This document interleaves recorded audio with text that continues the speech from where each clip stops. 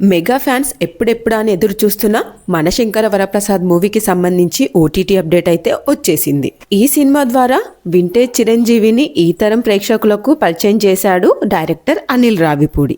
ఈ మూవీలో మెగాస్టార్ సరసన lady super star Nayanthara heroine గా నటించడమే కాకుండా విక్టరీ వెంకటేష్ క్యామియో రోల్ ను ప్లే చేశారు. మ్యూజికల్ గాను మంచి హిట్ ను సొంతం చేసుకున్న ఈ మూవీకి సంగీతాన్ని అందించింది బీమ్ సెస్రేలియో. ఇప్పటికీ థియేటర్ లో సందడి చేస్తున్న ఈ మూవీకి సంబంధించి ఓటీటీ డేట్ అయితే లాక్ అయిపోయింది. ఈ మూవీ ఫిబ్రవరి 11 నుండి G5లో స్ట్రీమింగ్ అవుతున్నట్లుగా సమాచారం. ఇక్కడ మరో విశేషం ఏంటంటే ఈ మూవీ జనవరి 12న ప్రేక్షకుల ముందుకు వచ్చి ఎంతో సందడి చేసి పూర్తిగా నెల కూడా గడవక ముందే ఫిబ్రవరి 11న ఓటీటీలోకి రానుండడం విశేషం. ఇక తనదైన ఓల్డ్ స్టైల్తో ప్రేక్షకులను మెప్పించిన చిరంజీవి ఈ మూవీలో సెక్యూరిటీ ఆఫీసర్గా డ్యూటీ నిర్వహిస్తూ ఉంటాడు.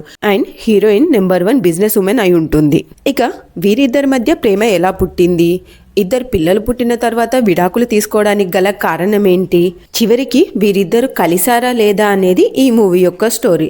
ఈ మూవీ ద్వారా చిరంజీవిని ఓల్డ్ స్టైల్లో చూపించడంలో director Anil Ravipudi maximum success అయ్యారనే చెప్పాలి. అండ్ 70 ఏళ్ల వయసులోనూ తన యొక్క ఎనర్జీ ఏమాత్రం తగ్గలేదని ఈ సినిమా ద్వారా చిరంజీవి నిరూపించారు. మెగా ఫ్యాన్స్ ని ఎంతగానో అలరించిన ఈ మూవీ ఓటీటీలోకి వస్తుందనే న్యూస్ మెగా ఫ్యాన్స్ కి ఎంతో సంతోషాన్ని ఇచ్చింది. ఇక మెగా ఫ్యాన్స్ రెడీగా ఉండండి.